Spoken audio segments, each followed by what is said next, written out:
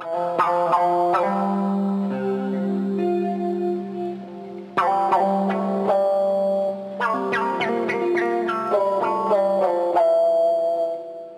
अहमदाबाद से हूँ, गुजरात से।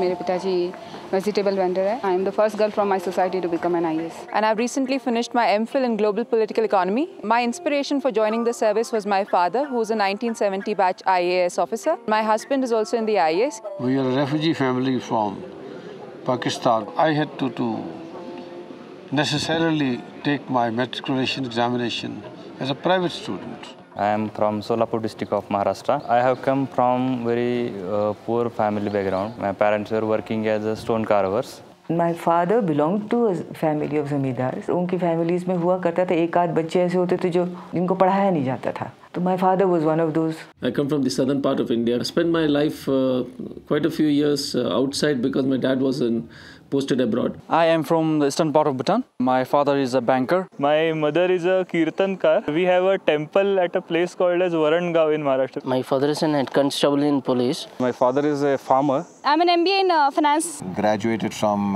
Delhi University. I was in St. Stephen's College. Industrial engineering from Thapar Institute, Patiala. BTech from IIT Roorkee. MSc Forestry graduate. I was working as a scientist. Was in the Delhi Judicial Service. Excise Inspector. Lecturer. I come from Tirunelveli. Pratapgarh का रहने वाला हूँ. Kolkata, West Bengal. Sabarkantha. Manipur. Jammu and Kashmir. Lucknow. Bilaspur, Chhattisgarh. Mumbai. Gurgaon, Haryana. Udham Singh Nagar district. Darbhanga, Bihar. I'm the first woman to become IAS with Telugu medium.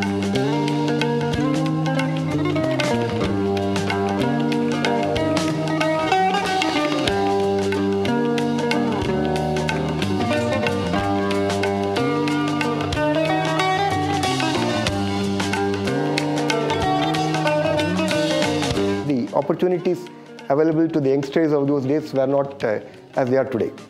Even IITs, IIMs and all those things were not there. So civil service was one of the principal magnets. You get prestige, you also get reasonably well paid. I have lost my left eyesight, but I have not lost my right vision, and I want to use this right vision for the sake of the nation. Being a medical doctor, I was able to concentrate only on the physical aspect of life. And what the women face, the problems, the roots are something in the social system. So as a doctor, I felt helpless. I decided to join Indian Administrative Service to mobilize the resources of the government. There was no love of forestry per se when I joined this service. As a youngster, I really did not know what is good and bad. So I went what others told me. Everybody wrote the examination. I also wrote the examination.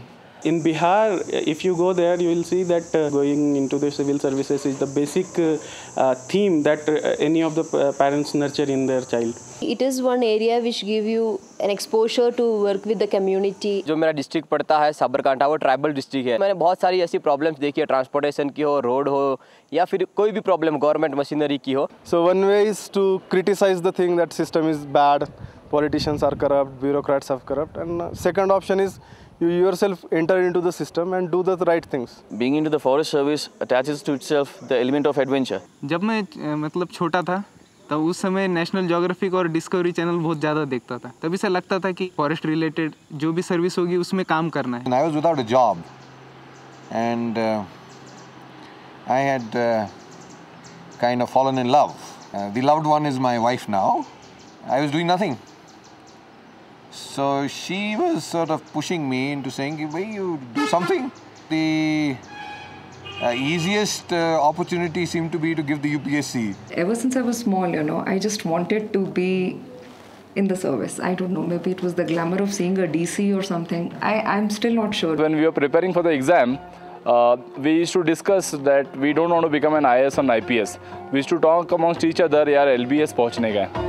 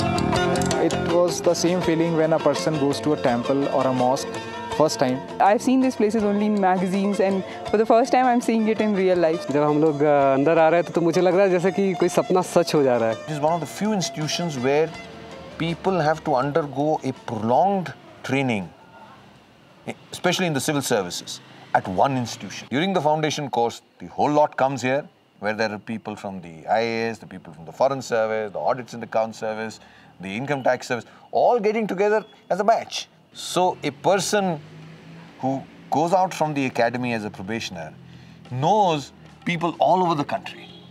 That kind of a network that exists in this country is, I think, of a very unique nature. Now I feel that I have many friends all over India.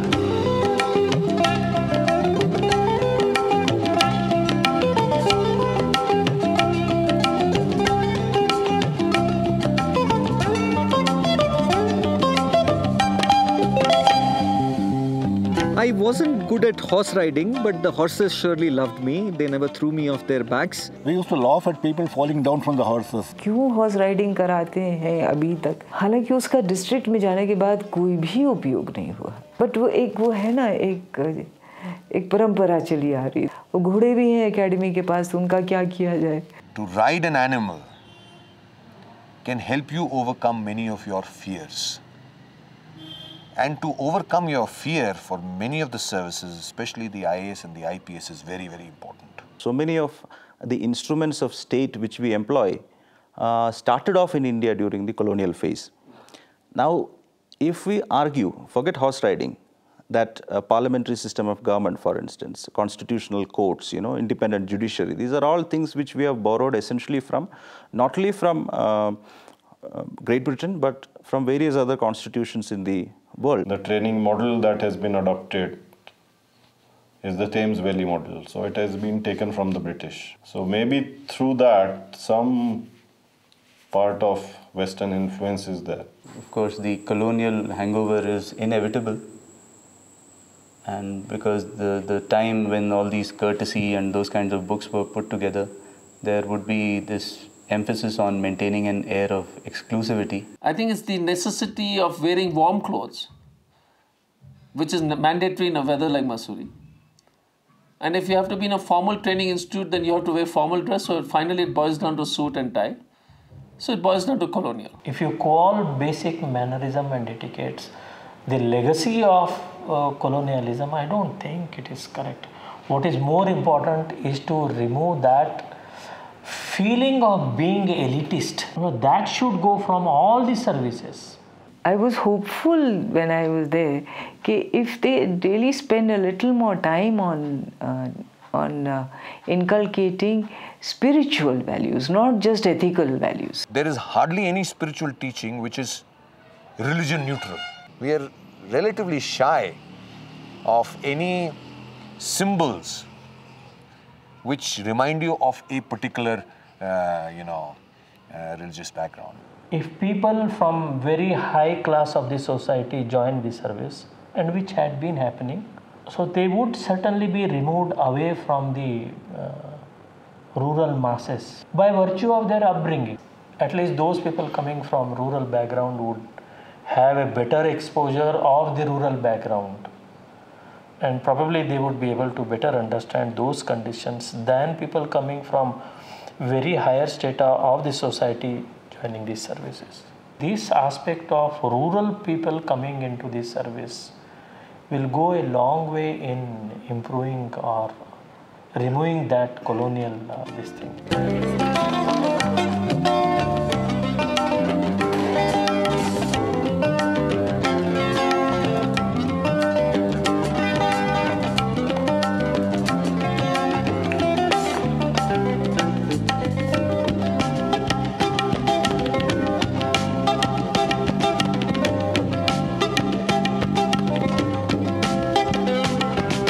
Training regimen in the academy is very strict. We have to get up early in 5 o'clock, and then we have PT, then classes up to 4, then again games at evening. I have to come up so high for in the morning and in the evening to attend the class as well as to have food in the mess. It is a little bit difficult for us to climb, no? I was not very good at jogging. I had to work hard on that.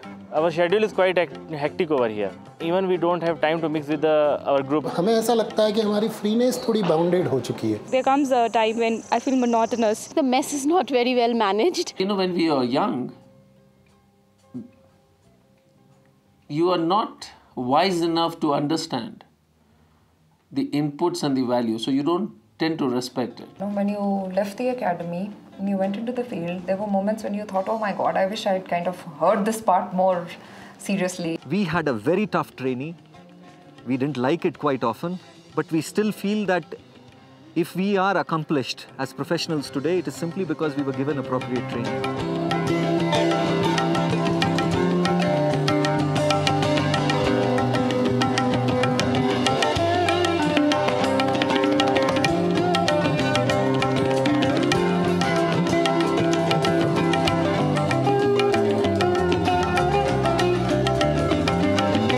Atmosphere of Mussoorie, it's quite romantic actually. I met my husband here at the academy. I actually remember meeting him. It was the first trek in FC, and we had gone to Rabbit Farm.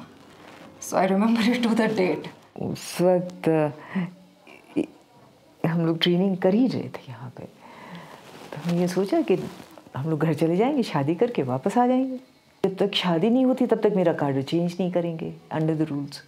I was allotted UP, Ravi was allotted Maharashtra. I think we were the first couple who went away, got married, and came back to the academy. And then Mussoorie has got its own charm, I guess. You know. Tum na na na, tum na na na na, tum na na na, tum na na na na. National Academy, or the Lala Bahadur Shastri National Academy, as most of the alumni of this institution know it, is observing its Golden Jubilee. I joined in May '59. We were relieved from Delhi and asked to report at the National Academy of Administration at Charleville Estate in Mussoorie. On the 31st of August 1959, that was the day when the first batch of the probationers started in the academy. My God, 1959, 50 years from that time. Probably we feel that 50 years hence we would also be called. So the feeling is really very great. I can't imagine how good they would be feeling. I feel so fortunate and very, very lucky to belong to this batch, Golden Jubilee batch. We had not expected that they will be so fit and all. They were not only fit, they were in good mood. Basically, there are so many values in the administrative system which haven't changed and should not change throughout these years, and we were given some lessons regarding those very values by these people. हम भी यही सोचते हैं कि अगले 50 साल पर हम भी ऐसी फंक्शन पर उपस्थित हो. I should really thank the National Academy of Administration, all the staff, and Mr. Ashish Vathani and his associates for the excellent care they have taken to see that we are all brought here in one piece, and we are also going to be returned home in one piece.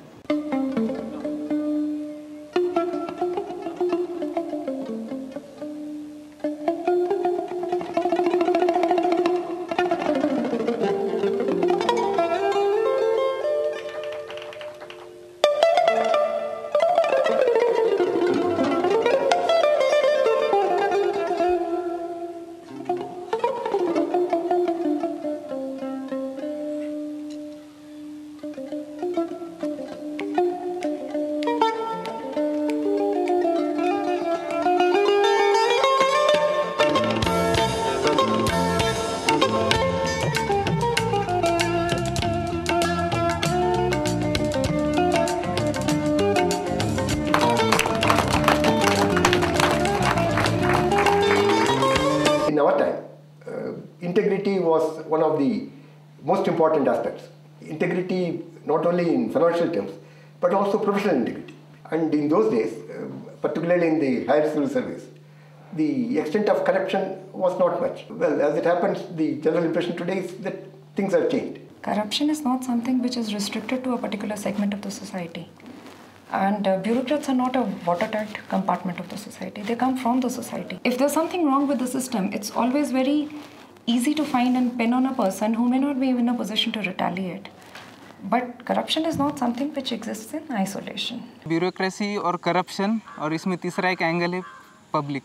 जैसे रोज़मर्रा की ज़िंदगी में आप ये देखिए कि जब आप रिज़र्व क्लास में जब आप ट्रेन में ट्रैवल करते हैं तो सबसे पहले ब्राइब ऑफ़र करने वाला आम जनता ही होती है। घरों में आजकल पैसे के प्रति और पावर के प्रति लालच का जो एक प्रोत्साहन दिया जाता है बच्चों को, वो भी रिस्पॉन्सिबल है। There are people who are at one extreme, there are people who are at the other extreme, and there are people who are fence-sitters. The kind of inputs we got, a lot of fence-sitters would decide which way they want to go. But a person who's an extreme this way or that, I don't think any kind of training will be able to alter his fundamental values to a very substantial amount. So the academy does give a lot of inputs, but then what a person makes out of them is really his own internal value with which he grew up. What we tell you here in the academy is the ideal what ought to be the case. What you find in the real world is what is the case.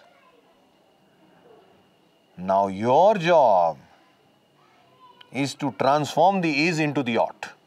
Now because there are these mid-career training programs for the last 3 years,